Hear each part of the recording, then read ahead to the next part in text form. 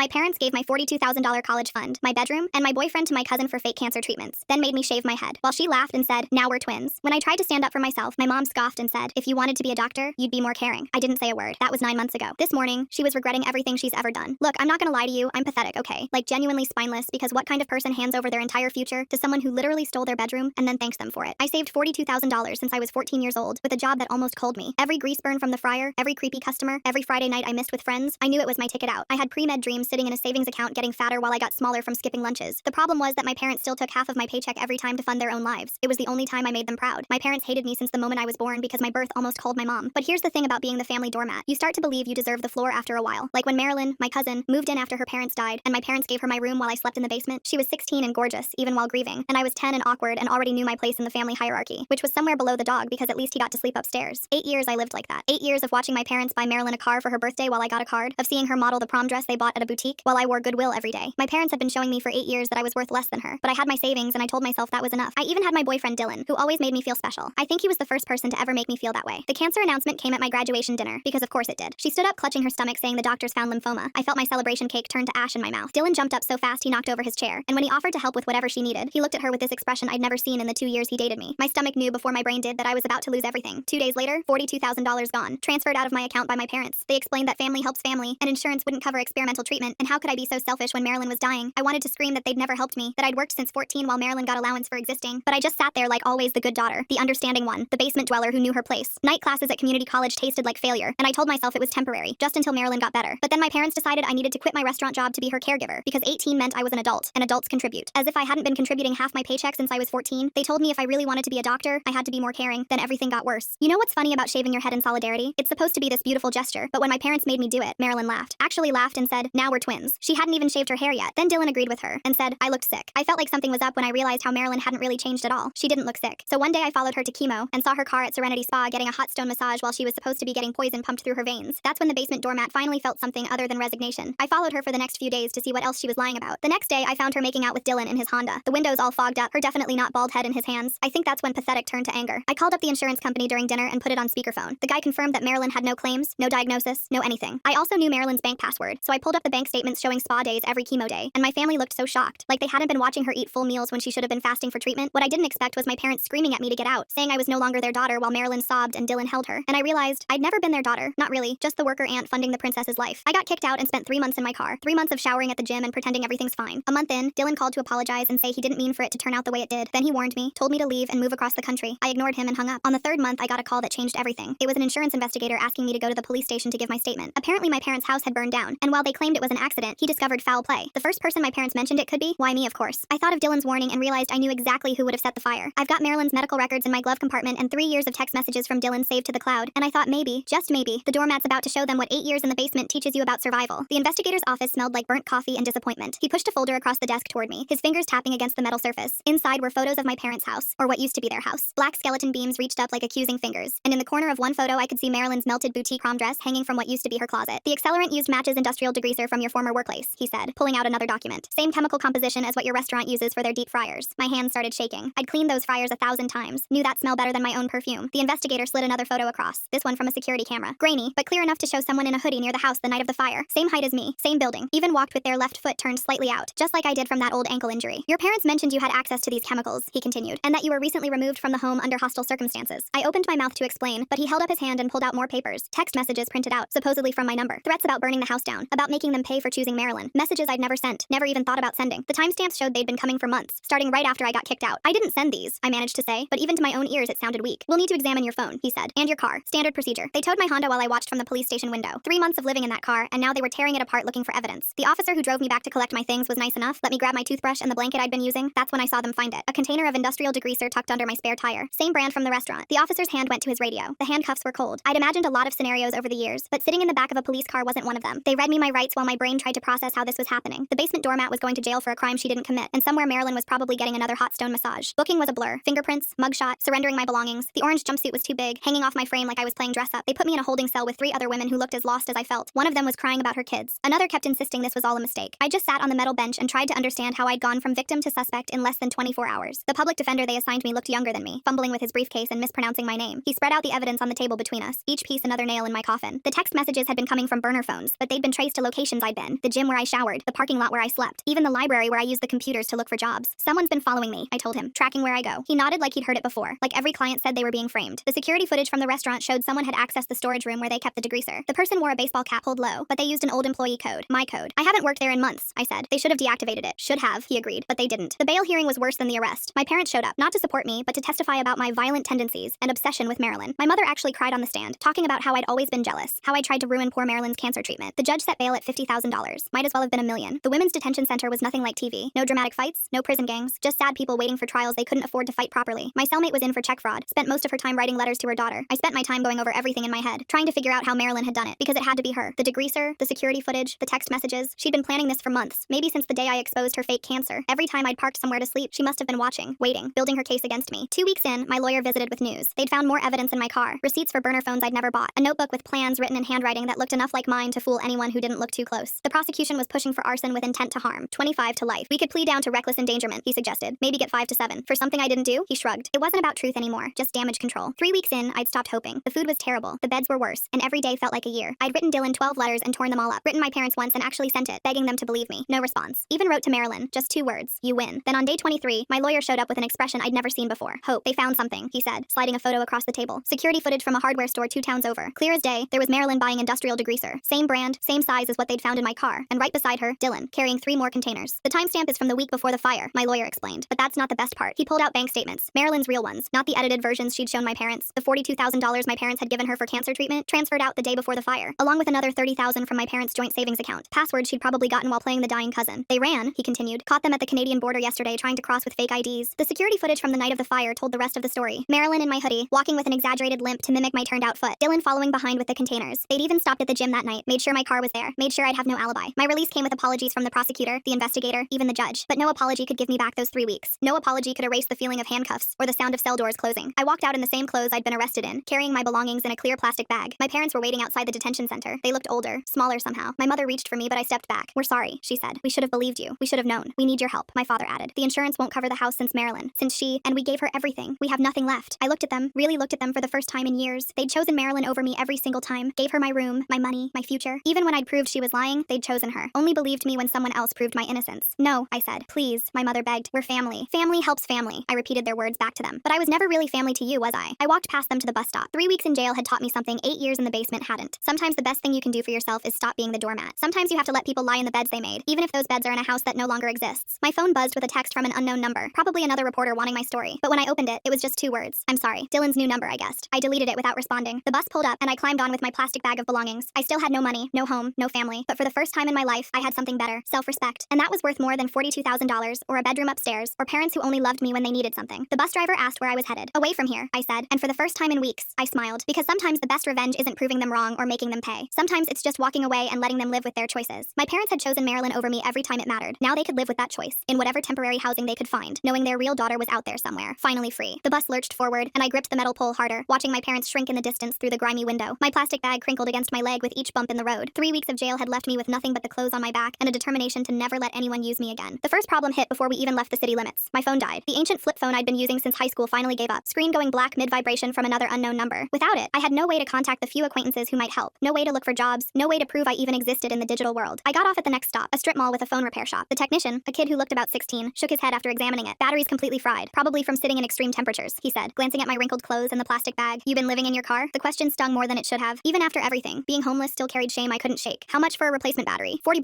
but honestly, this model's so old I'd have to order it. Take about a week. A week. I had $12 in my wallet and nowhere to wait a week. The library became my first stop. At least there I could use the computers, maybe find a shelter or a job listing. But when I tried to log into my email, nothing worked. Password after password failed. My banking app, my social media, even my cloud storage where I'd saved Dylan's messages, all locked out. The librarian, a woman with kind eyes behind thick glasses, noticed my frustration. Password trouble? She asked gently. Everything's been changed. I can't access anything. She pursed her lips, probably recognizing the signs of someone whose life had been systematically destroyed. You can create new accounts, start fresh. Sometimes that's easier than trying to recover what's lost. Starting fresh. Like it was that simple. Like 8 years of digital existence could just be replaced. I spent hours at that computer, trying every password recovery option, but they all required access to my phone number or backup emails I couldn't reach. Even my cloud storage with the evidence against Dylan and Marilyn, gone. They'd thought of everything. As the library closed, I faced my next problem. Where to sleep. The homeless shelter was full. A reality I discovered after walking 8 blocks to get there. The woman at the desk looked genuinely sorry. We've got a waiting list. I can put you on it, but it might be a few days. A few days. Everything was always a few days. A few weeks. Just out of reach. I slept in the park that night, hidden behind a maintenance shed. The security guard who found me at dawn wasn't cruel, just tired. Can't stay here, he said, nudging smacking my shoulder with his boot. City ordinance. By the third day, I'd developed a routine. Library during the day for job applications, church soup kitchen for one meal, constant movement to avoid looking like I was loitering. I'd applied to 43 jobs, everything from fast food to cleaning services. My lack of phone number and address made every application an exercise in creative fiction. The breakthrough came from unexpected quarters. I was washing my face in a gas station bathroom when a woman walked in, took one look at me, and stopped. "Oh, honey," she said, her voice thick with sympathy. "How long you been on the streets?" Pride wanted me to lie, but exhaustion won. "Few days. It's temporary." She dug through her purse and I braced for the usual. A few dollars, maybe a granola bar. Instead, she pulled out a business card. "My sister runs a women's shelter outside the city. It's not fancy, but it's safe. Tell her Gabrielle sent you." The shelter was a converted house, an hour's bus ride away. The director, Theo, looked nothing like her sister. Where Gabrielle was soft and maternal, Theo was all sharp angles and efficiency. "Gabrielle called ahead," she said, leading me to a small room with 2 beds. "You can stay up to 30 days while you get back on your feet. Few rules, no substances, no overnight guests, help with chores." My roommate was a woman named Sebastian, who'd left an abusive relationship with nothing but her daughter and a garbage bag of clothes. Her daughter, maybe 6, colored quietly on the floor while Sebastian folded laundry. "Been here 2 weeks," she said without preamble. "It's safe, that's what matters." The shelter gave me something I hadn't had in months. Stability, a bed, an address, access to a phone. I could finally follow up on job applications, though most had already been filled. The economy, they all said apologetically. Bad timing. 2 weeks into my stay, I got a call that changed everything. Not a job offer, a warning. "Is this?" The voice was familiar but scared. "I shouldn't be calling. Who is this?" "It's me, from the restaurant. Listen, someone's been asking about you." A woman. She wanted to know about your work history, if you'd ever stolen anything, if you had any issues with management. My blood ran cold. "When was this?" "Yesterday." She said she was from a background check company, but something felt off. She was too interested in the cleaning supplies, kept asking about access codes. Marilyn, even from wherever she was hiding, she was still trying to destroy me. "Did you tell her anything?" "Just that you were a good worker." But she already knew things. "Your schedule, which sections you cleaned." It was creepy. After hanging up, I sat on my narrow bed, mind racing. Marilyn and Dylan had been caught at the border, my lawyer had said. But what if they'd made bail? What if they were still out there, still planning? I borrowed Theo's phone to call my public defender. His secretary put me on hold for 20 minutes before he finally picked up. "They made bail 2 weeks ago," he said, sounding harried. "Didn't anyone notify you?" "I've been homeless. How would anyone notify me?" "Right. Well, they're awaiting trial. Conditions of bail include no contact with you or your family. Someone's been asking about me at my old job, trying to dig up dirt. Could be their defense team, building a case. Unless they contact you directly, there's nothing we can do. Nothing we can do." The story of my life. Sebastian noticed my distress that evening. Her daughter was asleep, and we sat in the common room drinking tea that tasted like dishwater. "My ex hired a private investigator once," she said quietly. "Tried to prove I was an unfit mother. They dig and dig until they find something to twist." "What did you do?" "Documented everything. Every strange call. Every time I felt followed. Built my own case." She smiled grimly. "Judges like evidence." I started keeping a notebook, writing down everything. The call from the restaurant, the times I felt watched at the library, the way my email passwords had all been changed within hours of each other. Patterns emerged that I hadn't seen before. 3 weeks into shelter life, I finally got a job interview. A cleaning company that serviced office buildings, night shift. The pay was minimum wage, but they didn't care about my criminal record as long as I could pass a substance test. The interview went well until the manager asked about my previous employment. "I see you worked at a restaurant for 4 years. Why did you leave?" I'd practiced this answer. "Family emergency. Had to take time off to care for a sick relative. And this gap here, the last few months, the situation was more complex than expected." She nodded, making notes. "We'll verify your employment history, of course. Standard procedure." My heart sank. What would they find when they called? What stories had been planted? The call came 2 days later. "I'm sorry, but we've decided to go with another candidate. Can I ask why?" She hesitated. "Your former employer mentioned some discrepancies with inventory, missing supplies." "That's not true. I'm sorry. Company policy." I hung up, hands shaking with rage. Another door closed. Another lie believed. Sebastian found me crying in our room, the notebook clutched in my hands. "They're winning," I said. "Even from wherever they're hiding, they're still winning." "No," she said firmly. "You're still here, still fighting. That's not winning. That's just round 1. The next morning, I woke with new determination. If Marilyn wanted to play dirty, I'd document every move. I started visiting other restaurants, talking to former coworkers. Most were reluctant to get involved, but a few remembered things. "That woman who came asking about you," one said. "She had this rehearsed quality, like she was reading from a script. She offered me $50 to say you'd stolen from the register," another admitted. I didn't take it, but maybe others did. I wrote everything down, names and dates and conversations. My notebook filled with evidence of a campaign against me, systematic and thorough. A month into shelter life, just as my time was running out, I got unexpected news. One of my job applications, submitted weeks ago to a medical clinic, had finally been reviewed. They needed someone to clean after hours, someone reliable who could work independently. The interview was different this time. The office manager, an older woman named Mrs. Chen, barely glanced at my application. "Can you work nights? Can you follow safety protocols? Can you show up on time?" "Yes to all 3. "When can you start?" Just like that, I had a job. Minimum wage, but with regular hours and the possibility of health insurance after 90 days. It wasn't pre-med, but it was a start. Finding an apartment proved harder. Every landlord wanted first and last month's rent, references, proof of income. My shelter address made them nervous. My lack of rental history more so. It was Theo who suggested the solution. "There's a boarding house near the clinic. Not fancy, but clean. The owner's a friend. Understands about fresh starts." The room was tiny, barely bigger than my shelter space, but it was mine. A bed, a dresser, a hot plate, a door that locked. After months of uncertainty, it felt like a palace. My first week at the clinic, I worked like my life depended on it, because it did. Every surface gleamed, every trash can emptied, every protocol followed to the letter. The night security guard, an older man named Frank, watched me with amusement. "You know you don't have to clean the ceiling, right? Just being thorough," he laughed. "Keep that up. You'll make the day staff look bad." Slowly, routine returned. Work at night, sleep during the day, library visits to job hunt for something better. I saved every penny, building a new future dollar by dollar. 6 weeks into the job, Frank mentioned something that made my blood run cold. "Had a weird visitor last night after you left. Woman asking about our cleaning staff said she was from an employment verification company." "What did she look like?" "Young, pretty, lots of questions about security procedures. Who had access to what?" "Marilyn. Still hunting, still plotting." "What did you tell her?" "Nothing. Sent her to HR like I'm supposed to, but she didn't seem happy about it." I started varying my routes to work, taking different buses, entering through different doors. Paranoid maybe, but justified. The notebook grew thicker with incidents. Hang-up calls to the clinic, someone asking my landlord about my schedule, a woman matching Marilyn's description at the library, always using computers near mine. 2 months into the job, everything escalated. I arrived at work to find the supply closet ransacked, cleaning chemicals spilled everywhere. everywhere. Frank was filling out an incident report. Happened about an hour ago, he said. Someone got in with an old access code. We're reviewing security footage now. My stomach dropped. An old access code, just like at the restaurant. The next day, Mrs. Chen called me into her office. My hands shook as I sat down, certain I was about to be fired. The security footage showed something interesting, she said, turning her computer screen toward me. This person used a code that was deactivated months ago, but they knew exactly where the cameras were, how to avoid clear identification. The figure on screen wore a baseball cap and baggy clothes, but something about the walk was familiar. Here's the interesting part, Mrs. Chen continued, clicking to another file. We had a similar incident 6 months ago. Same MO, same type of vandalism. That employee was let go shortly after. What happened to them? Last I heard, they were in jail. Arson charges. She studied me carefully. You know what I think? I think someone's targeting my cleaning staff, and I don't like it. For the first time in months, someone believed me without question. Mrs. Chen increased security, changed all access codes, and installed additional cameras. But more importantly, she started documenting everything, building a file that paralleled my own notebook. The breakthrough came from an unexpected source. One of the clinic's doctors, working late, struck up a conversation as I cleaned his office. You're the one someone's trying to frame, right? He said casually. Mrs. Chen mentioned it. I nodded, unsure where this was going. My brother's a private investigator, retired cop. If someone's stalking you, building false evidence, that's criminal harassment. Might be worth talking to him. His brother, Sebastian, not my roommate, but an older man with sharp eyes, listened to my story without interruption. When I finished, he leaned back in his chair. This is sophisticated, he said. Whoever's doing this understands systems, how to exploit them. But they're also getting sloppy. The clinic break-in was too obvious. I can't afford a private investigator. I'm not taking your money. I'm taking the case. He smiled at my confusion. My brother saved my kid's life once. I owe him. Besides, I'm curious. This level of dedication to destroying someone, there's more to it than simple revenge. Sebastian, the investigator, not my former roommate, started digging. Within a week, he'd found patterns I'd missed. The woman asking questions matched Marilyn's description, but was using different names. The man with her, always staying in the car, always wearing sunglasses, was likely Dylan. They're not supposed to be in the state, he said, showing me photos taken outside the clinic. Bail conditions. This alone could revoke their bond. But when he tried to report it, he hit walls. The photos weren't clear enough for positive identification. The fake names made tracking difficult. Without concrete proof, the authorities wouldn't act. We need them to make a mistake, he said. A big one. The mistake came sooner than expected. I was working late, cleaning the emergency exit stairwell, when I heard voices echoing from below. Female, frustrated, familiar. The code's not working. Try again. Male voice. Dylan. I'm telling you, they changed everything. We need a different plan. I held my breath, pressing record on the ancient tape recorder Sebastian had given me for exactly this purpose. The voices grew clearer as they climbed the stairs. Maybe we should just confront her, scare her into running again. Number it has to look like she did it herself, just like before. The fire was your idea, and it worked, didn't it? Until those idiots at the border, they rounded the corner and froze. For a moment, we all stood there, the truth hanging between us like a physical thing. Marilyn looked different, hair dyed black, face thinner, but the eyes were the same, calculating and cold. Hello, cousin, she said finally. I held up the recorder, its red light blinking steadily. Everything's being recorded. Dylan stepped forward, but Marilyn grabbed his arm. She's bluffing. Security knows I'm here, I said, surprising myself with how steady my voice sounded. Frank's probably already reviewing the cameras. As if on cue, Frank's voice crackled over the intercom. Everything okay up there? We're calling the police, I said into the recorder, loud enough for Frank to hear. 2 individuals breaking into the clinic, violating restraining orders. Marilyn's composure finally cracked. You ruined everything. The money was supposed to be mine. My parents left me nothing, and yours owed me for taking me in. So you destroyed my life for money? You were supposed to stay in the basement. She was screaming now, Dylan trying to pull her toward the exit. You were supposed to know your place, but you had to play detective, had to ruin everything. The police arrived as they reached the ground floor. Sebastian had called them the moment the security alarm triggered, and they were ready. This time, when the handcuffs clicked, they weren't around my wrists. The tape recorder had captured everything. The admission about the fire, the violation of bail conditions, the attempted break-in. Combined with Sebastian's surveillance and Mrs. Chen's documentation, it was enough. This time, bail was denied. The next few weeks blurred together. Statements to police, meetings with prosecutors, sessions with my old public defender who suddenly seemed very interested in my case again. The notebook I'd kept became evidence. Every incident suddenly significant. But life went on. I still cleaned the clinic at night, still lived in my tiny room, still saved every penny. The difference was, the weight lifted from my shoulders. No more looking over my shoulder, no more wondering when the next attack would come. Mrs. Chen offered me a day position when one opened up. Same pay but better hours, a chance to take classes if I wanted. I accepted, grateful for the normalcy. You know, she said one day, the clinic offers tuition assistance for employees interested in medical careers. Something to think about. Pre-med at 18 felt like a lifetime ago, but maybe it wasn't too late for a different path. Medical assistant, nursing, something that helped people, something that proved the basement hadn't broken me. My parents tried to contact me once more. A letter forwarded through my lawyer. They were living with distant relatives, the letter said. Struggling. Sorry, could we talk? I read it twice, then filed it away. Maybe someday I'd be ready for that conversation, but not yet. Not until I was sure I wouldn't fall back into old patterns, wouldn't become the doormat again. Sebastian, the investigator, stayed in touch, occasionally updating me on the case. Marilyn and Dylan were looking at serious time. The fire, the fraud, the harassment, it all added up. Their lawyers were pushing for plea deals, but the prosecutor felt confident. You did good, he told me over coffee one day. Most people would have given up. I almost did, multiple times, but you didn't. That's what counts. 6 months after my release from jail, I stood in my tiny room packing for a move. Not far, just a better apartment, one with an actual kitchen and windows that opened. My savings account held $2,000, not $42,000, but earned honestly, saved carefully. The clinic had promoted me to shift supervisor, a small raise but significant responsibility. I'd enrolled in community college again, just 2 classes to start, biology and English, foundations for whatever came next. My phone, a basic smartphone now, buzzed with a text. Theo from the shelter, checking in like she did every month. I sent back a photo of my new apartment key, and her response was immediate. So proud of you. Pride, such a foreign concept for someone raised to believe they deserve the basement. But slowly, I was learning to feel it too. Not the false pride of revenge or proving others wrong, but the quiet satisfaction of building something from nothing. The trial was set for next month. I'd have to testify, face them again. But this time would be different. This time, I wouldn't be the scared girl in the basement or the desperate woman in the car. I'd be someone who survived, who documented, who refused to let them win. My new apartment was on the 3rd floor, windows facing east. The morning I moved in, I stood watching the sunrise, thinking about all the mornings I'd watched it from my car, from the park, from the shelter. Same sun, same sky, but everything else had changed. The doormat was gone. In her place stood someone harder, maybe, but also stronger. Someone who knew that family isn't always blood, that home isn't always a house, that sometimes the best thing you can do do is save yourself. I unpacked slowly, each item in its place. The notebook full of evidence sat on my desk, a reminder of how far I'd come. Next to it, a new notebook, empty and waiting. Not for documenting harassment this time, but for class notes, for plans, for a future that finally felt possible. The irony wasn't lost on me. Marilyn had stolen $42,000 and my family's love, but she'd given me something more valuable, the knowledge that I could survive anything, that I didn't need their approval or their money or their conditional love. I had myself. And finally, that was enough. The trial date arrived faster than expected. I sat outside the courthouse clutching my notebook, watching lawyers in expensive suits rush past. My public defender, who'd suddenly become much more attentive after Marilyn and Dylan's arrest, met me at the entrance. Remember, just answer the questions directly, he said, straightening his tie. The tape recording speaks for itself. The courtroom was smaller than I'd imagined. Marilyn sat at the defense table, her black-dyed hair growing out at the roots. Dylan was beside her, both of them in clothes that screamed, "We're innocent." Their lawyers looked tired already. The prosecutor called me first. I walked to the witness stand, legs shaking but determined not to show it. The bailiff swore me in, and suddenly I was telling my story again. The basement, the fake cancer, the $42,000, the fire. "Can you identify the voices on this recording?" the prosecutor asked, playing the tape from the clinic stairwell. "That's Marilyn and Dylan," I said clearly. The defense attorney tried to shake my testimony, asking about my history of jealousy and my obsession with Marilyn. I answered each question calmly, sticking to facts. When he brought up my arrest, I explained about the planted evidence, the frame job that had taken months to orchestrate. "Isn't it true you were angry about being removed from your parents' home?" he pressed. I was hurt, I admitted, but I didn't burn down their house. The real damage came when the prosecutor called his other witnesses, the hardware store clerk who'd sold Marilyn the degreaser, the border patrol agent who'd found the stolen money in their car, Mrs. Chen, who testified about the break-in attempt at the clinic. But the killing blow was Sebastian's testimony. He'd done more digging after their arrest, found things even I didn't know. Marilyn had been planning this since the day I'd exposed her fake cancer. She'd kept journals, detailed plans about how to frame me. Dylan had helped her track my movements, plant evidence, create the false digital trail. She wrote about following the defendant to various locations. Sebastian read from one of Marilyn's journals. Quote, "Watched her sleep in the gym parking lot. Perfect opportunity to plant the degreaser tomorrow." The jury's faces changed as he read entry after entry. Marilyn's meticulous documentation of her own crimes, her obsession with destroying me for ruining her con. She'd even written about practicing my walk, studying security footage to mimic my gait. Dylan's testimony came next, and he folded immediately. Took a plea deal in exchange for testifying against Marilyn. He sat in the witness box, avoiding everyone's eyes, explaining how they'd stolen from my parents' accounts, how they'd planned to flee to Canada and start over with the money. "Whose idea was it to frame her for arson?" the prosecutor asked. "Marilyn's," Dylan said quietly. "She said it would keep everyone from looking for us." Marilyn's face went rigid. Her lawyer whispered urgently in her ear, but the damage was done. The jury deliberated for less than 2 hours. Guilty on all counts. Arson, fraud, identity theft, witness tampering, the list went on. Marilyn stared straight ahead as the verdict was read, her carefully constructed mask finally cracking. Sentencing came 3 weeks later. I didn't have to attend, but I wanted to see it through. Marilyn got 15 years. Dylan got 5 with possibility of parole in 3. As they led her away in handcuffs, she turned to look at me one last time. No apology, no remorse, just cold fury that I'd won. Outside the courthouse, my parents waited. They'd attended every day of the trial, sitting in the back row. My mother stepped forward as I emerged. "We know you don't want to talk to us," she said quickly, "but we wanted you to know we're in therapy. Family therapy. Learning about